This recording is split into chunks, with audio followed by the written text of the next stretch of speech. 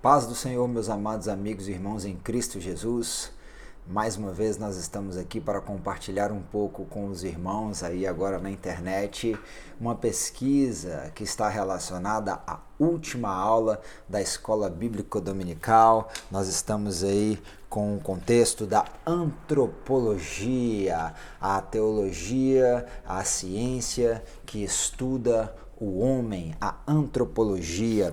E nessa última matéria nós vamos ver o novo homem em Jesus Cristo, né? O homem nascido de Jesus, o homem santificado, o homem justificado pelo nosso Senhor Jesus Cristo.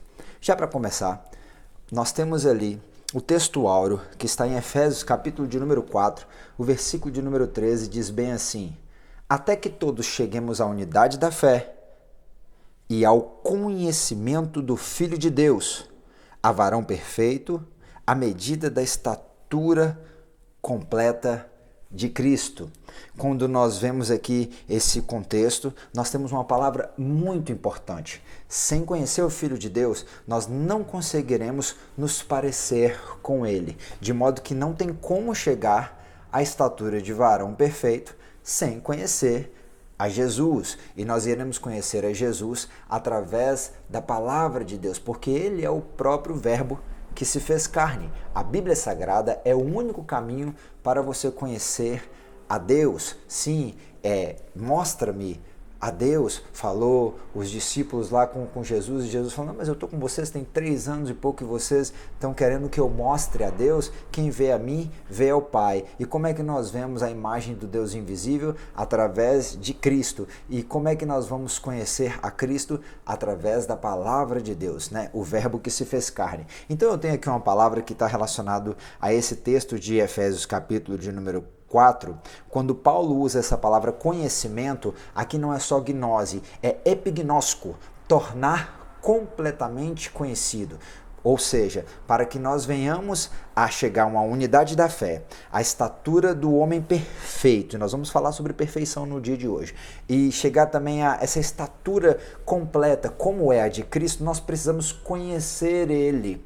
Nós precisamos conhecer Ele totalmente, conhecer bem. A palavra epignosco está relacionado a conhecer pela visão, pela audição. Vai aparecer aí o slide para você acompanhar comigo. Ou por certos sinais. Bem, aqui eu entendo que toda a linguagem possível que o homem pode empregar para conhecer Jesus, ele tem que empregar. Como assim, Diego? Os sentidos, né? Eu vou conhecer vendo a Cristo, eu vou conhecer ouvindo a Cristo, eu vou conhecer processando depois de ver e ouvir, eu vou processar na minha mente e vou também reproduzir isso, né? E Jesus ensinava: olhai os lírios dos campos. Bem, tanta catástrofe na época, tinha cego, tinha paralítico, tinha leprosos, tinha perseguição da parte dos romanos com os judeus, tinha perseguição dos judeus para com ele, em tantas dificuldades eles estavam ainda convidando o povo a olhar a beleza que tinha um simples lírio no campo. Então,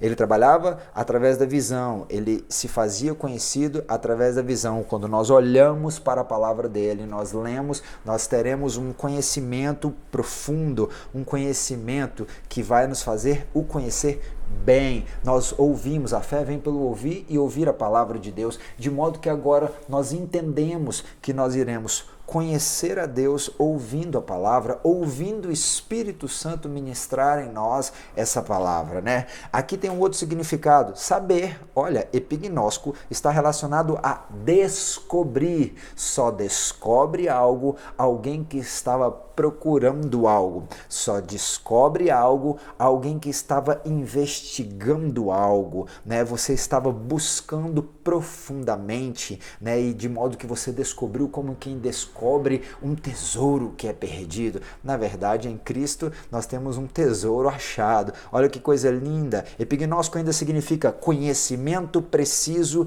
e correto. Não adianta eu querer criar para mim, eu falei isso numa mensagem que eu preguei outro dia, uma imagem de um Deus que me é conveniente, né? Eu não posso criar, em 1 Coríntios, Paulo está exortando a igreja de Corinto a não criar divisões, uma é de Paulo, outra é de Pedro, outra é de Cristo, como se Cristo estivesse dividido. Cada um criou para si uma imagem de Cristo diferente, e no livro O Temor do Senhor, o John Bevere vai trabalhar com isso de uma forma bem específica, e ele fala até mesmo sobre isso, de como nós hoje criamos uma imagem de Deus, uma imagem de Cristo que nos é conveniente, ou seja, eu pego só uma parte e a outra parte ela não é conveniente para mim naquele momento, eu deixo ela de lado. Então esse epignóstico, aquilo que vai me conduzir de fato a ter uma estatura de varão perfeito e de ser um homem perfeito, a estatura completa de Cristo, só vai vir através de um conhecimento. Esse conhecimento é epignóstico, e esse conhecimento ele precisa ser perfeito,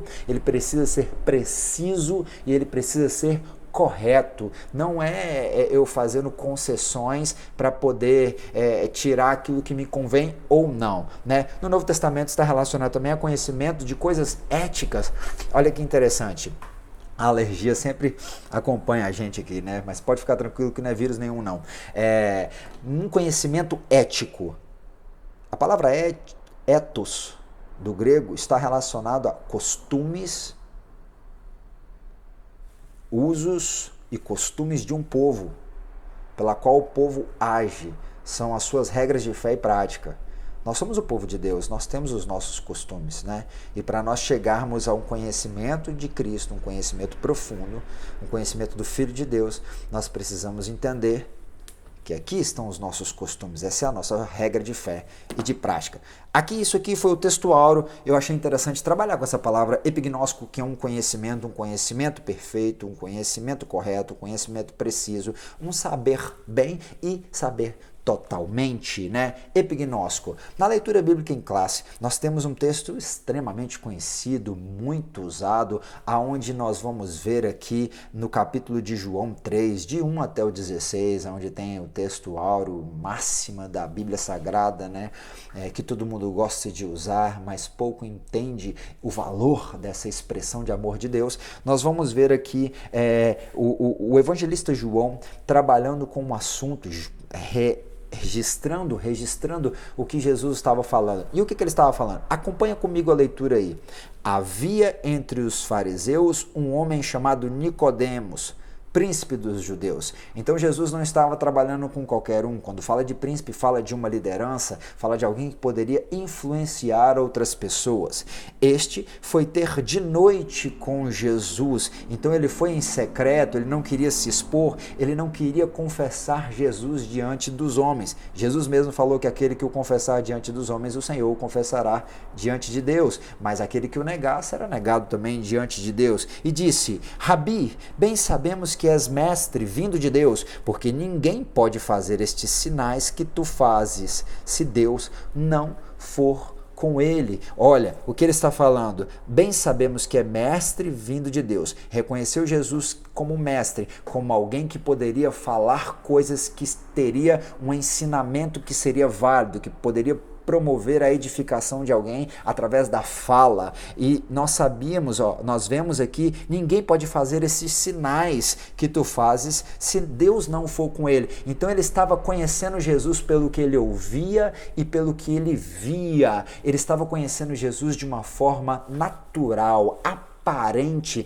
e o Senhor Jesus vai convidar ele a transpor essa aparência, essa condição natural do ser humano e a o observar e ter uma comunhão com ele através de uma vida espiritual. E Jesus entra num contexto aqui. Respondeu-lhe Jesus e disse: na verdade eu te digo que aquele que não nascer de novo não pode ver o reino de Deus. O termo aqui é palingenésia. Palingenésia tem uma etimologia, que essa etimologia está relacionado não somente ao nascer de novo, mas ao homem conduzido ao estado como era o estado de Adão antes da queda. Ou seja, o que Jesus promove em nós através do novo nascimento? O que Jesus faz conosco através do novo nascimento? Ele nos pega a nós, pecadores, que temos uma descendência adâmica. Foi estudado isso do homem caído em toda a trajetória da lição nesse trimestre. Ou seja, ele pega o Diego, que era um pecador, e ele agora, através do novo nascimento, ele me coloca na condição condição, a mesma condição, uma condição similar que Adão tinha antes da queda, ou seja, do homem perfeito, imagem e semelhança dele. E é como se ele falasse para mim e para você bem assim: agora você está na mesma situação que Adão, faz igual ele, ou melhor, faz melhor do que ele, não peca, né? O que é um novo nascimento, né? A condição do homem perfeito antes da queda. Então, o Senhor está convidando-nos de volta ao jardim, ou seja, o lugar da extrema comunhão, aonde ele falava com Adão todos os dias na viração do dia. O Senhor tem um convite para nós nessa manhã de escola bíblica dominical. E disse-lhe Nicodemos: como pode um homem nascer sendo já velho? Porventura pode tornar a entrar no ventre da sua mãe? Jesus respondeu: na verdade, eu te digo que aquele que não nascer da água e do Espírito não pode entrar no reino de Deus. Nós vemos aqui uma batalha, né? Uma batalha entre o homem antigo e o novo homem, uma batalha expressa em Gálatas capítulo de número 5, a batalha do Espírito contra a carne, aonde a alma vai fazer escolhas. O Senhor Jesus está convidando agora Nicodemos a nascer da água e a nascer do Espírito. A gente fala um pouco mais sobre isso quanto à questão do batismo, o nascer da água, o nascer do Espírito, ali na frente, né? O que é nascido da carne é carne, e o que é nascido do Espírito é Espírito. Não te maravilhes de ter dito, é necessário nascer de novo. Nós precisamos agora de uma total entrega. Nós precisamos agora de um discernimento e de uma experiência. Ele não bastava somente viver, ou seja, você é convidado a nascer da água do Espírito, uma nova experiência e entender isso. Enquanto Nicodemos não estava entendendo, o Senhor convidava ele a ter discernimento. Olha que coisa interessante, não te maravilheis de ter dito. Versículo 8 vai dizer: o vento assopra onde quer e ouves a tua voz, mas não sabe de onde vem e nem para onde vai. Assim é todo aquele que é nascido do Espírito. Quem é nascido do Espírito vai para onde o Espírito o guia. Isso está relacionado a ter uma entrega total.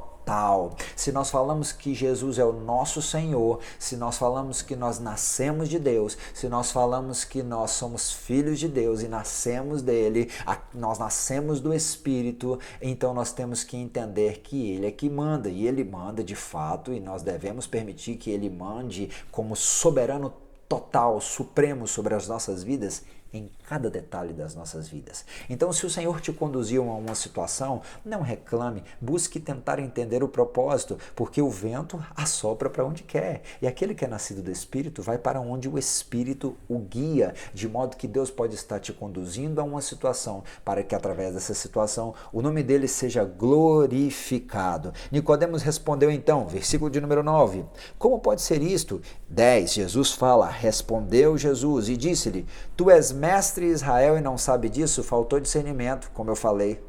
Tu é mestre, mas está te faltando entendimento. Você fala, mas não entende. O próprio Senhor criticou, né? Que aquele povo, os fariseus da época, eles ensinavam, mas não praticavam, né?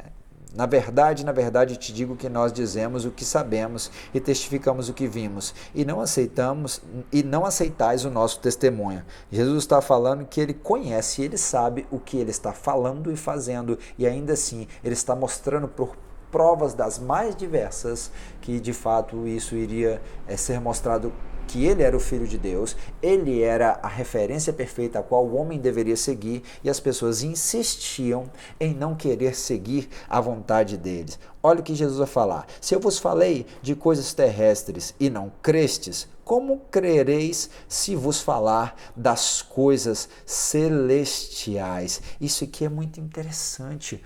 Se nós não entendemos coisas que são naturais, como nós vamos entender coisas que são espirituais? Nós precisamos buscar discernimento, e discernimento só virá através do conhecimento da palavra. Eu vou continuar para a gente encerrar essa parte aqui, olha. O versículo de número 13. Ninguém subiu ao céu, senão aquele que desceu do céu, o Filho do homem que está no céu. Aqui ele é o homem perfeito, ele é filho do homem, ele é perfeito na integridade humana, mas ele veio do céu, então ele é filho de Deus. E ele vai voltar para o céu, é o que ele vai pedir em João 17. Pai, glorifica-me com a glória que eu tinha antes de vir, né? Versículo de número 14. E como Moisés levantou a serpente no deserto, assim importa que o Filho do Homem seja levantado. Eu acho interessante é que a serpente, ela foi levantada lá em Números por causa do pecado de murmuração do povo. E tem muita gente que hoje murmura por conta das atitudes e dos meios que Deus usa para que as pessoas voltem a glorificar a Ele. Estavam no deserto e foram convidados, conforme Deus falou com Moisés, para falar para Faraó: liberta o meu povo para fazer uma festa no deserto. Mas no deserto, muito pelo contrário, virou um lugar de murmuração e de reclamação. Em uma dessas murmurações, Deus permitiu vir muitas serpentes abrasadoras, serpentes que picavam, e a dor era como brasas de fogo, e que muita gente morreu. Mas o povo clamando, Deus levantou uma serpente de bronze para que todos que olhassem para aquela serpente lembrasse da murmuração, ou seja, lembrasse do pecado, de modo que agora o próprio Jesus ele vai ser levantado. Versículo de número 15, olha, assim também ele será levantado para que todo aquele que nele crê, todo aquele que orasse para a cruz, lembrasse do seu próprio pecado, e lembrando do seu próprio pecado, pudesse crer que ele foi colocado lá na cruz para que pudesse ser perdoados os nossos pecados. Isaías 53 diz que pelas suas pisaduras nós fomos sarados, né? Olhando para Jesus, o autor e consumador da minha fé. Foram os versículos que a gente encerrou a aula passada, né? Para que todo aquele que nele crê não pereça, mas tenha vida eterna. Aí vem aquele texto maravilhoso, porque Deus amou o mundo de tal maneira que deu, entregou como um presente, como lá no final da lição vai falar assim, Jesus é um presente para você. Quem é que não gosta de receber um presente? Sim, Deus amou o mundo de tal maneira que entregou o seu Filho unigênito para que todo aquele que nele crê não pereça, mas tenha a vida eterna. O Senhor, ele permitiu que o veneno mostrado pelo pecado fosse visto, e olhando para aquele, a única solução era olhar para a serpente, é olhar para a cruz, que é o antídoto. Em tempos de vírus, Jesus continua sendo o antídoto, não somente para os milhares de vírus que estão no ar, que se pegam na respiração, mas para o vírus do pecado, que infectou toda a humanidade, e que todos eles estão, toda a humanidade, condenada à morte, mas que por intermédio de Jesus Cristo, o homem perfeito, nós podemos agora alcançar a salvação. E é isso que é lindo. O que é nascido de novo? Já falei da palingenésia. Olha lá, o versículo de João 3:6. O que é nascido da carne é carne, mas o que é nascido do Espírito é Espírito. O comentarista Claudionor de Andrade faz aqui uma observação. A regeneração só é possível através da atuação do Espírito Santo na vida do pecador arrependido. É ele quem opera o novo nascimento. Lembra da mensagem de João Batista? A mesma que Jesus pregou, que Pedro pregou lá no começo da igreja, que o Paulo veio pregando na sequência? A mesma que eu prego, a mesma que você deve pregar. Arrependei-vos, pois é chegado o reino de Deus. Se nós não pregarmos contra o pecado, se nós não pregarmos o arrependimento, se nós não pregarmos para que as pessoas tornem a sua consciência e reconheçam o seu estado, o estado de uma natureza sem Deus, uma natureza pecaminosa, elas nunca vão reconhecer a sua condição e elas não vão ter do que se arrepender. De modo que agora, quando nós somos arrependidos, buscando o arrependimento através da obra de Jesus Cristo, nós podemos ver o Espírito Santo trabalhar em nós e fazer uma grande obra, né? Todos quantos receberam, deu-lhe o poder de serem feitos filhos de Deus. Todos aqueles que aceitam Jesus como seu único e suficiente Salvador, que reconhece que somente Ele é o único mediador entre o Deus e os homens. Jesus feito homens, falou Paulo, assim que se alguém está em Cristo, nova criatura é. As coisas velhas já passaram, eis que tudo se fez novo. Paulo escrevendo aos Coríntios, capítulo de número 5, versículo 17 da sua segunda carta, texto maravilhoso, olha que coisa linda, né? Aí então nós temos um nascimento de Deus, nós nascemos não da carne, nós nascemos do Espírito. Esse novo nascimento, essa palingenésia, nós só podemos voltar ao estado original de Adão antes da queda, por intermédio do sacrifício de Cristo. Quem nos conduz a esse arrependimento, quem vai trabalhar, fazer essa obra em nossas vidas é o Espírito Santo. É importante você entender que você, quando é regenerado, todos os seus pecados são perdoados em Cristo Jesus imediatamente. Mas a nossa vida agora, ela continua num processo de santificação e nós vamos falar um pouco mais sobre isso. Mas nós nascemos de novo. Nascemos aonde? Nascemos não do sangue nem da carne, mas nascemos do Espírito. É o subtópico 1. O subtópico 2 diz que nós nascemos de Deus. E o subtópico 3 vai falar que nós nascemos da água e do Espírito. Né? Nascemos da água. O que seria nascer da água? Nascer da água poderia ser nascer da palavra, né? Nascer dessa fonte de água viva e que, se ela está agora em nós, como diz João 7,38, se creres, do seu interior fluirão rios de água viva. Mas também tem um processo litúrgico, um processo social que é muito bem registrado. Eu te convido a ler comigo no livro de Romanos, Paulo escrevendo à igreja em Roma, capítulo de número 6. É uma leitura extensa, mas vamos lá, vamos estudar a palavra de Deus. Que diremos, pois? Permaneceremos no pecado para que a graça abunde? De modo nenhum. Nós, que estamos mortos para o pecado, como viveremos ainda nele? Ou não sabeis que todos quantos fomos batizados em Jesus Cristo, fomos batizados na sua morte?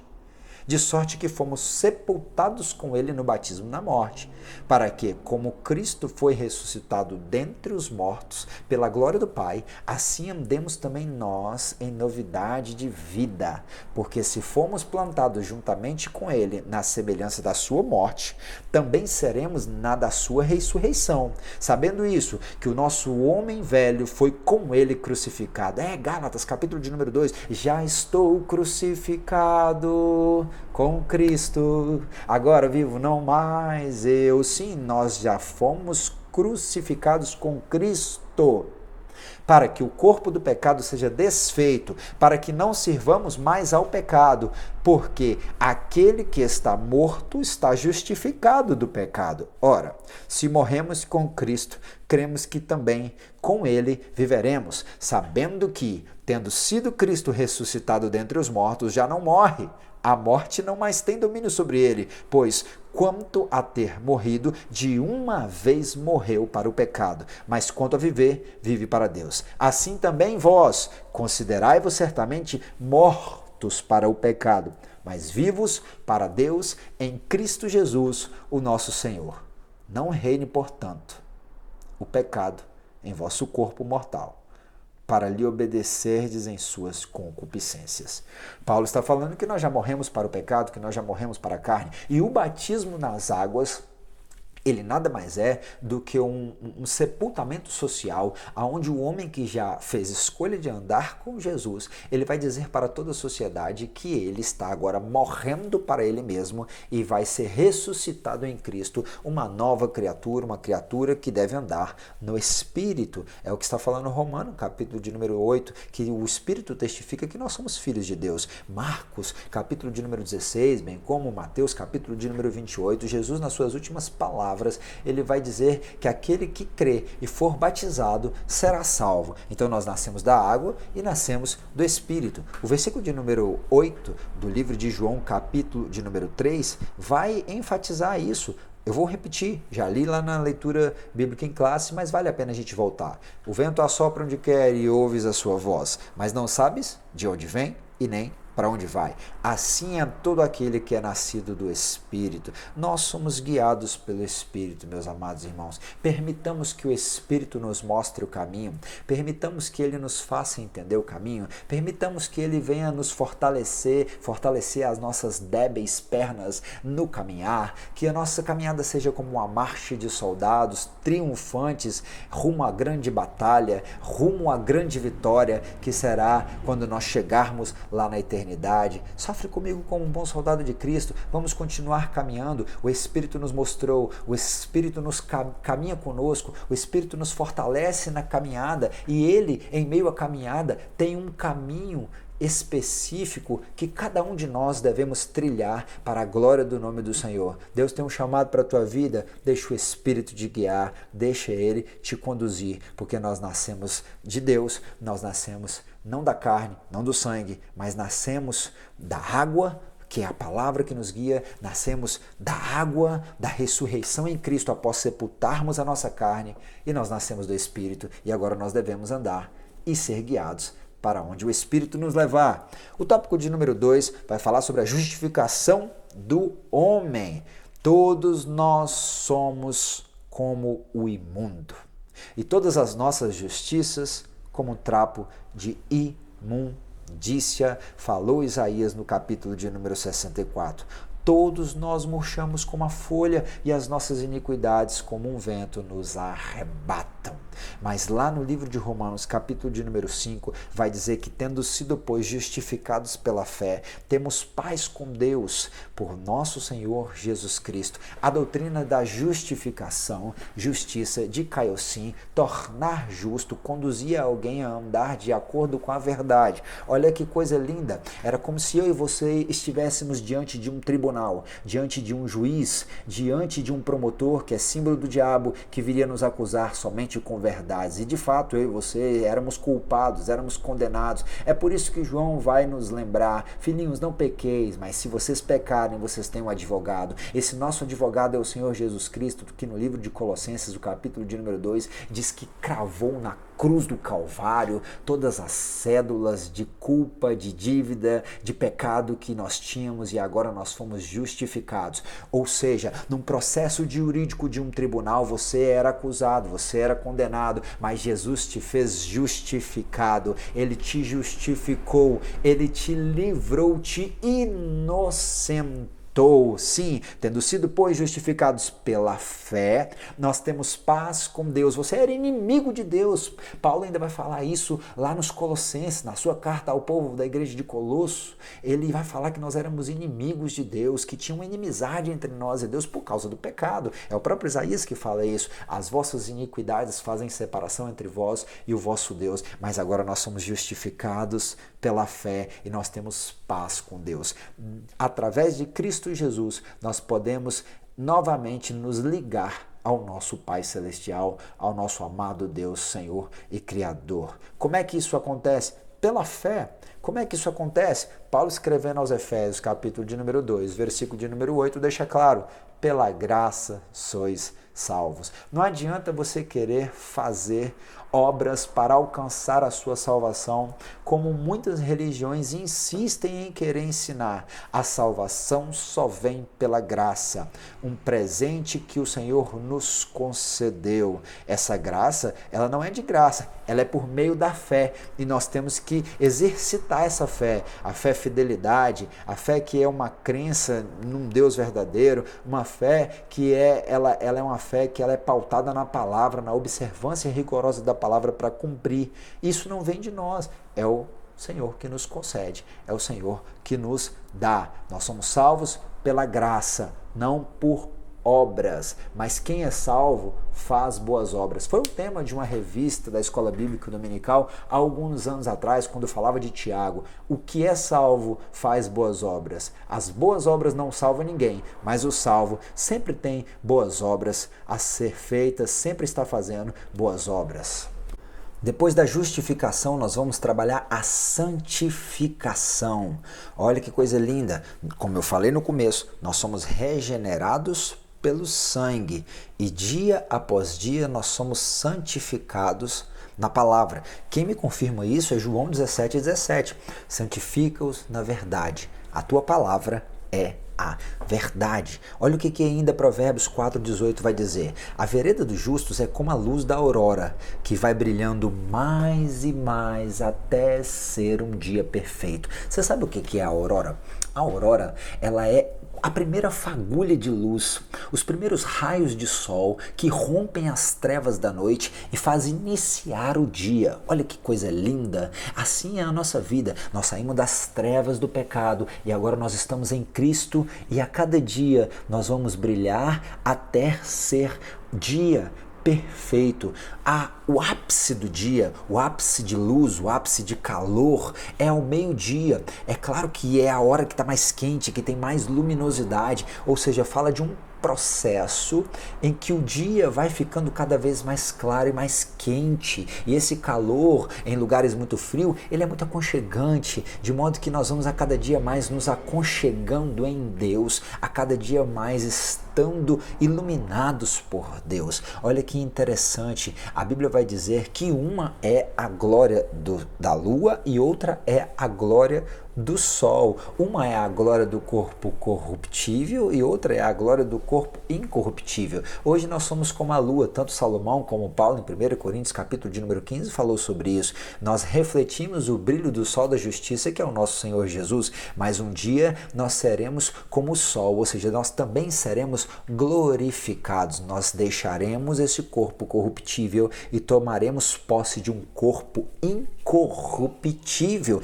Assim nós seremos como a aurora que vai alcançando a luminosidade e o calor de um dia perfeito. Porquanto está escrito, sede santo, porque eu sou santo. 1 Pedro 1,16.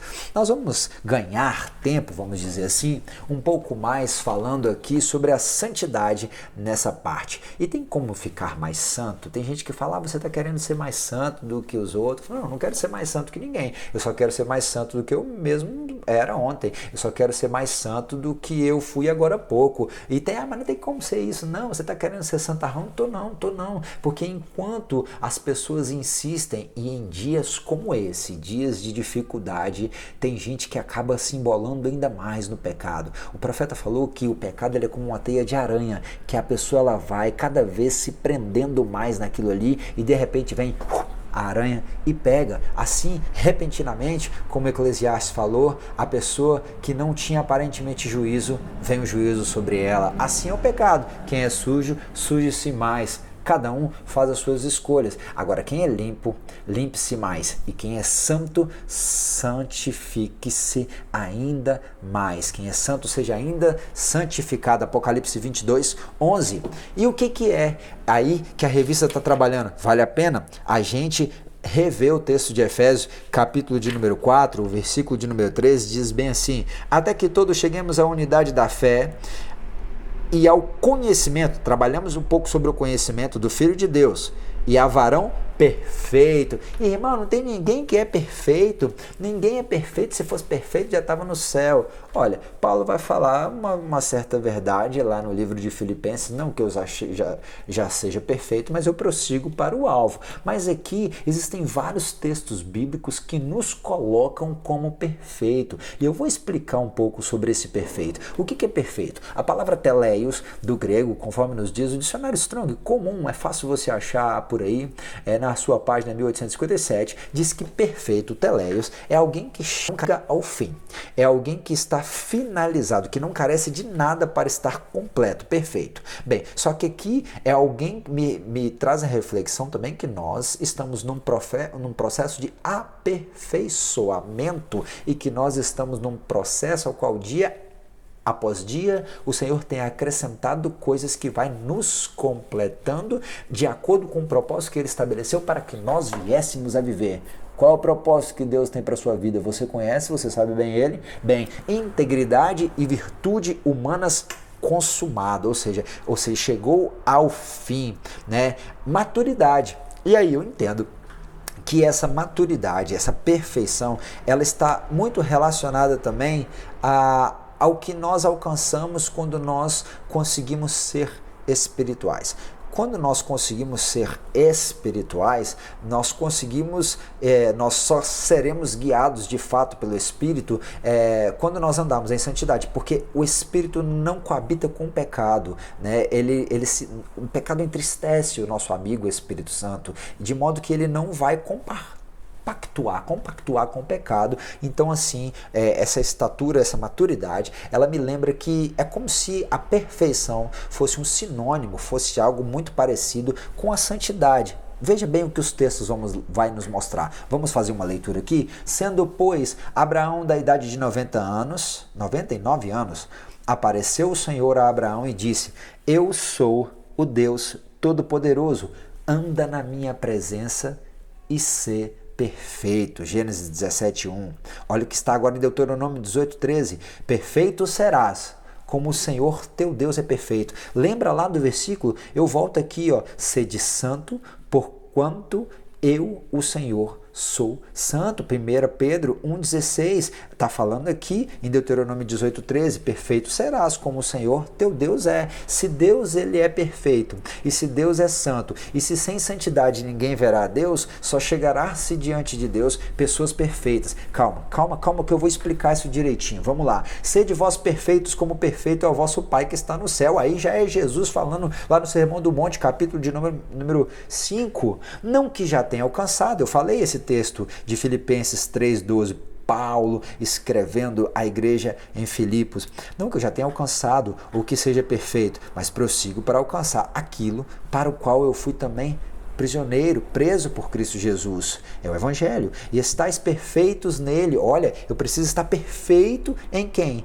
Em Cristo, que é a cabeça de todo principado e potestade, ou seja, de toda autoridade. Colossenses 2,10. Ainda 2 Crônicas 15,17 está dizendo: os altos, porém, não foram tirados de Israel. Contudo, o coração de Asa, o rei, ele era perfeito todos os seus dias. Então o homem ele tem condição de ter ali o seu coração, a sua alma, né, os seus sentimentos, o seu intelecto, as suas vontades, as suas emoções, o seu caráter, enfim, tudo que compõe a alma perfeito em todos os seus dias, ou seja, observar a lei do Senhor para não pecar contra ele, me ajudará em todos os meus dias a manter não só o meu caminhar, mas como Abraão, andar na presença do Senhor. Ou seja, a minha mente, as minhas emoções, as minhas atitudes, as minhas palavras perfeitas serão se eu estiver de acordo com a perfeição de Deus, ou seja, se eu estiver de acordo com a santidade de Deus, ou seja, se eu estiver em santidade,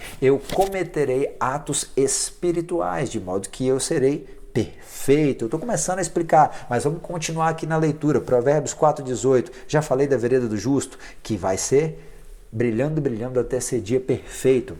Todavia falamos sabedoria entre os perfeitos. A sabedoria que Paulo está falando em 2 Coríntios não é a sabedoria do mundo, não era a sabedoria dos gregos, não era a sabedoria do povo de Corinto, não era uma sabedoria secular, não. Ele falava sabedoria entre os perfeitos. A sabedoria que o Tiago vai falar, a sabedoria que ela é espiritual, ela tem bons frutos, ela tem bons resultados. Vale a pena ler? Vamos achar aqui na Bíblia Sagrada. Livro de Tiago, capítulo de número 3. O que a Bíblia está dizendo? Abra sua Bíblia aí comigo. Você tem Bíblia aí?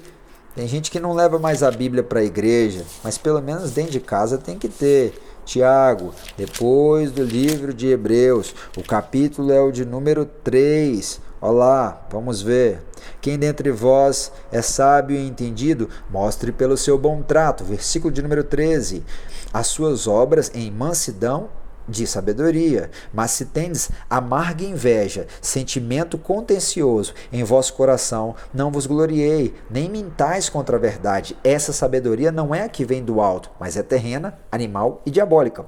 Porque onde há inveja e espírito contencioso, as panelinhas dentro da igreja, cuidado, aí a perturbação e toda obra perversa, mas a sabedoria que vem do alto, ela é primeiramente pura, pacífica, moderada, tratada, cheia de misericórdia e de bons frutos, sem parcialidade e sem hipocrisia. Ora, o fruto da justiça, lembra que nós somos justificados por Cristo? Lembra que nós somos santificados por Cristo? O fruto da justiça semeia-se na paz para os que exercitam a paz. Nós temos uma sabedoria do alto. Era essa sabedoria que Paulo estava falando entre os que são perfeitos. É 1 Coríntios 2, versículo de número 6. Agora segue comigo. Filipenses 3,15. Já falamos. Vamos ver João 17, 23. Eu neles e tu em mim, para que eles sejam perfeitos em unidade. É Jesus, lá naquela oração perfeita, a oração sacerdotal que ele faz.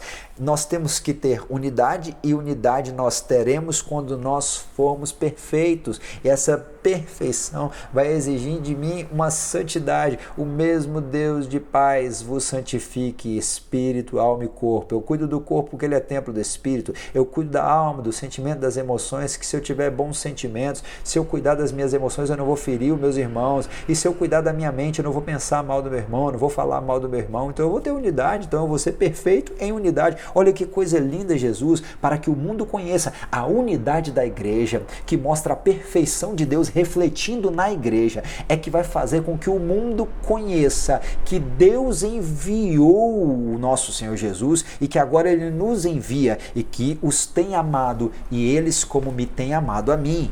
Hebreus 5,14 ainda diz bem assim: mas o mantimento sólido é para os perfeitos. Tem gente que está tomando leitinho ainda, porque o próprio Paulo, escrevendo aos Coríntios, fala que não tem como dar alimento sólido porque o povo ainda é carnal. Quem é carnal é nascido da carne, mas como nós já falamos, quem é espiritual é nascido do espírito. Então aos perfeitos é dado alimento sólido. Sabe o que é alimento sólido? É um negócio que você vai comer a nível de Bíblia, e aquilo vai te confrontar tanto que vai ser difícil de você moer aquilo ali, mas aquilo ali é um alimento que vai te sustentar de fato, vai te fazer solidificar, fazer com que as tuas raízes estejam cada vez mais firmadas num solo fértil, né, para que o nome do Senhor seja glorificado. Vamos para Mateus 21,16. E disseram-lhe: ouve o que estes te dizem. E lhes disse: sim, nunca leste, pela boca dos meninos e das criancinhas de peito tiraste o perfeito louvor. Você já viu uma criança de peito, ainda sem linguagem, sem fala, conseguir fazer um louvor perfeito? É na inocência, é na entrega, é na dependência que ela tem do pai e da mãe. Ou seja, é quando nós somos inocentes como uma criança, como nós somos dependentes como uma criança, quando nós esperarmos tudo que nós possamos conseguir nessa vida do nosso Pai, como uma criança, nós conseguiremos ter um perfeito louvor. Até para louvar, até para adorar, tem um padrão de perfeição, um padrão de santidade. Que coisa maravilhosa é isso daqui. 2 Reis 20, versículo de número 13, com um coração perfeito. Olha quem está falando, é o rei. Ele está agora, o rei Ezequias, diante de uma enfermidade. Senhor, meu Deus, tu sabes onde eu tenho andado e que meu coração do mal tenho guardado. Tua verdade é a minha direção. Em teu caminho tenho andado em retidão, com coração perfeito, andando em conformidade com a palavra. Ele ora diante de uma parede e Deus já manda Isaías voltar para trazer uma resposta. Que coisa linda! Ainda Jesus, em Mateus 19, 21, fala bem assim para aquele jovem que tinha tudo e que perante os olhos da sociedade poderia ter alcançado um estado de perfeição. Tem gente que está investindo tanto na bolsa, mas não investe em alcançar sabedoria do alto, como nós falamos, não investe em alcançar unção, não investe em alcançar comunhão para com os seus irmãos, comunhão com Deus, comunhão com o Espírito Santo, comunhão com a palavra, não investe. Mas teve um jovem rico que foi perguntar para Jesus e Jesus falou: se você quiser ser perfeito, vende tudo que tem e dá aos pobres. Tem gente que não quer se desfazer do que tem para alcançar uma estatura de varão perfeito. Mas você tem um exemplo de Jesus, e Jesus é o teu presente, a tua riqueza, e nele nós conseguimos alcançar uma estatura de varão perfeito. Prossigamos. 1 Crônicas, já estou encerrando. Capítulo de número 28, versículo de número 9. E tu, meu filho Salomão, conhece o Deus de teu pai. Conhece o Deus de teu pai. Lembra do texto áureo? E serve-o com um coração perfeito e com uma alma voluntária. Nós devemos servir mais. Se nós queremos chegar a uma estatura de varão perfeito, nós precisamos servir mais, nos doar mais, para Deus, para a obra de Deus, para a casa de Deus, para os nossos irmãos, para a obra missionária. Nós devemos servir mais. Precisamos servir com uma alma voluntária e um coração perfeito, porque o Senhor esquadrinha todos os corações e entende as imaginações, outras traduções, as motivações dos pensamentos. Se o buscares, será achado de ti, porém se o deixares, rejeitar-te-á para sempre. Tem gente que já foi rejeitado por Deus há muito tempo. Bem, mas nós não. nós estamos buscando a estatura de varão perfeito. E o que é esse perfeito? Como eu falei, ele é um símbolo de santo. É aí que está, sede santo, porque o Senhor sou santo. Segui a paz com todos e a santificação, sem a qual ninguém verá o Senhor. Sem santidade ninguém verá a Deus. Santidade não é um assunto ultrapassado, não é doutrina de denominação, não. Santidade é uma verdade. A casa do Senhor ainda convém santidade. A vida do servo de Deus ainda convém a santidade, porque esta é a vontade de Deus, a vossa santificação, que vos abstenhais da fornicação. Aqui está falando da fornicação, mas tem uma série de pecados que nós estamos rodeados por uma nuvem tão grande. Nós devemos fugir até da aparência do mal, que cada um de vós saiba possuir seu vaso em santificação. O seu vaso é o seu corpo, a sua vida, e em honra, não nas paixões da concupiscência. Paixão aqui é patos, e patos é quando você vai no médico e pergunta: Senhor, qual é a minha enfermidade? Ele vai te falar: a sua patologia é tal. Essa patos aqui na Grécia Antiga estava relacionada a uma doença da alma, são debilidades da alma, né? Que está relacionada aqui à concupiscência. A concupiscência são desejos desenfreados. O que tem te travado? O que tem te aprisionado? Quais são as paixões? A Timóteo, Paulo falou: foge das paixões da mocidade. Ou seja, a mocidade não é só a juventude que não está casada, não. É aquilo que te enche de vigor. Enquanto você tem vigor, o que te estimula, o que te seduz? Foge disso, né? Não vamos cumprir as paixões e as concupiscências, porque isso é coisa dos gentios que não conhecem a Deus. Mas nós devemos saber possuir a nossa vida. Nós estamos administrando a nossa vida e nós devemos andar e levar a nossa vida em santidade. Que palavra é essa? Existem algumas palavras. A palavra aqui que Paulo está falando sobre santificação, bem como o livro de Hebreus está falando da santificação, é agiasmos. E agiasmo tem alguns significados, que está relacionado a uma vida consagrada. Minha vida seja assim, consagrada a ti, Senhor. Purificação, estado de puro. Puro é aquilo que é limpo, é aquilo que não tem mistura. O efeito da consagração. Eu acho que isso aqui, santificação do coração e da vida. Jesus falou em Marcos, capítulo de número 7, que do coração procede uma série de males, né? Aí tem as variantes. Olha as variantes até nós chegarmos na matriz, que é o próximo slide. Você vai ver reverendo, digno de veneração, de coisas que, por causa de alguma conexão com Deus, possuem uma certa distinção e exigem referência, como lugares consagrados. Quando entrares na casa do Senhor teu Deus, tira a sandália dos teus pés. Nós devemos ver como nós devemos nos portar dentro da casa de Deus. O templo não pode ser profanado. Só que o mais interessante é que nós somos templo do Espírito. E a casa de Deus é onde nós pisamos. De modo que nós devemos ver os nossos passos e devemos ver as nossas ações, atitudes, pensamentos e palavras em todos os lugares, porque nós somos o templo do Espírito, né? Isso fala também de pessoas e de pessoas que Deus usa no seu serviço, né? Que tem que ser santo. Nós devemos ser santos, separado para Deus, ser como era, exclusivamente de Deus, né? Vamos lá na frente, o tópico 4, num sentido moral, puro, sem pecado, justo e santo. Vê como a justificação e a santificação andam juntinhas. A outra palavra lá na frente, ágios. O que é ágios? Algo muito santo, um santo, uma pessoa santa. Tá vendo que o santo não é aquele que está pregado na parede, não é aquele que as pessoas carregam na carteira, numa imagem? Não, o santo sou eu e você, santificados pelo sangue de Jesus, que ainda tem poder. Meu amigo, se você andou em pecado, Jesus Cristo, ele pode perdoar os teus pecados e te tornar santo. Glórias a Deus. O que é santo? Agnus. O que é agnus? Respeitável, santo, puro, livre, puro de sensualidades. Uma pessoa recatada. Olha, quando a gente fala do tamanho da saia, de como está justa a calça, de como... Isso não é doutrina de igreja, não é doutrina de homem. Está falando de recato, está falando de pudor, está falando de tapar o corpo, de preservar o templo do Espírito. Uma casa pichada, ela perde a sua beleza, né? Ninguém gosta de um monumento tombado, ser pichado. Assim nós somos o monumento de Deus, uma casa construída não pelas mãos de homens, né? Puro de todas as faltas, ou seja, falta como símbolo de pecado, nós somos puro, livre de toda falta. Mas, irmão, aquele que diz que não peca, já pecou. Sim, meu amigo, mas nós não vivemos no pecado, nós pecamos muitas das vezes de uma forma dentro daquilo que não conhecemos, ou lutando contra aquilo que nós sabemos e ainda estamos buscando abandonar, mas aquele pecado consciente, aquele pecado que você acha que não tem nada a ver, não, esse aí já foi colocado de lado. Imaculado, olha que lindo, aqui fala de um leito imaculado. Paulo fala que seja venerado o leito e ele tem que ser imaculado. Leito fala de lugar de intimidade, de casal, fala de família, né? Não pode ser pervertida. Essa história de que entre quatro paredes Deus não entra é mentira do diabo. Lá Deus também está presente. Foi Ele que criou aquilo para satisfação e deleite nosso, para gerar vida. E se gera vida, e se gera alegria, satisfação, é culto.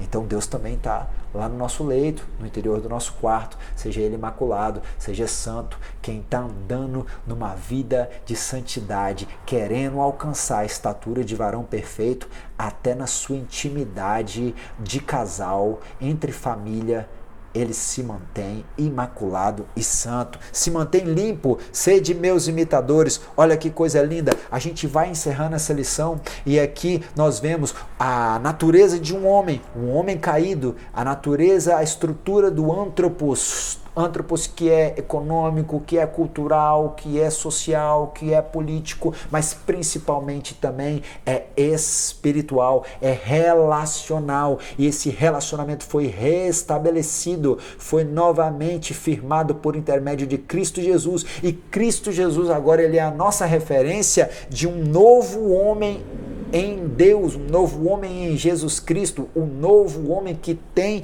e que busca a estatura de um varão perfeito. Ele é o quê? Ele busca andar em santidade. Como? Sendo imitadores, como Paulo falou. Sede meus imitadores, como eu também sou de Cristo Jesus. 1 Coríntios 11, versículo 1. Por quê? 1 João 3,2 diz, agora somos filhos de Deus. Nós não somos mais filhos do pecado, não somos mais filhos do mundo, não somos mais filhos da carne, não somos mais filhos das trevas, não somos mais filhos do ódio, nós não somos mais filhos do diabo, nós somos filhos de Deus. E ainda não é manifesto o que havemos de ser. Nós não entendemos a profundidade. 1 Coríntios 13 vai dizer que nós conheceremos como Ele nos conhece, mas sabemos que quando Ele se manifestar, ou seja, quando Ele aparecer nas nuvens e a igreja for encontrar com Ele nas nuvens, quando Ele se manifestar, nós poderemos o ver e nós seremos semelhantes a Ele, porque assim como Ele é hoje, não aquele pendurado na parede, mas o Cristo ressurreto, glorificado, nós também glorificados seremos e moraremos com Ele em toda a eternidade. Jesus, ele é o nosso modelo e nós devemos andar em santidade. O presente de Deus, conforme está escrito lá na conclusão, nós seremos semelhantes a Ele, porque nós também com Ele seremos glorificados. Eu quero dizer para você que acompanhou a Escola Bíblica Dominical nesse trimestre, que falou do homem, o homem, a queda do homem, mas também a restauração do homem, eu quero te dizer que em Cristo ainda há esperança. Diante de uma situação de tanta desesperança, a nossa esperança, a nossa segurança está em Cristo Jesus. Que Deus te abençoe, você pode curtir aí, se inscrever no nosso canal. Foi uma alegria estar compartilhando com os irmãos dentro dessa perspectiva de escola bíblica, mas para que os irmãos que ficaram desfalcados da oportunidade de estar nas igrejas em comunhão, aprendendo da palavra de Deus na escola bíblica dominical, pudessem também ser alimentados, e eu espero que esse propósito possa ter sido cumprido, que você possa ter sido edificado e que você lembre-se que nós somos comprados, lavados e remidos. Nós nascemos de novo em Deus, nascemos de novo a cada dia na sua palavra, nascemos do Espírito, nascemos das águas. Quando morremos para a nossa carne, nós somos justificados e nós somos santificados em Cristo, e em santidade nós alcançaremos a estatura de varão perfeito, e logo, breve, a gente vai estar pertinho do nosso amado. Logo Jesus volta e nos leva para Ele. Naquele lugar não tem choro, naquele lugar não tem lágrima, naquele lugar não tem angústia, não vai ter conta para pagar, não vai faltar comida, porque Ele será o pão, Ele mesmo será o alimento para as nossas almas. Deus em Cristo te abençoe. A paz do Senhor Jesus. Tenha um bom domingo.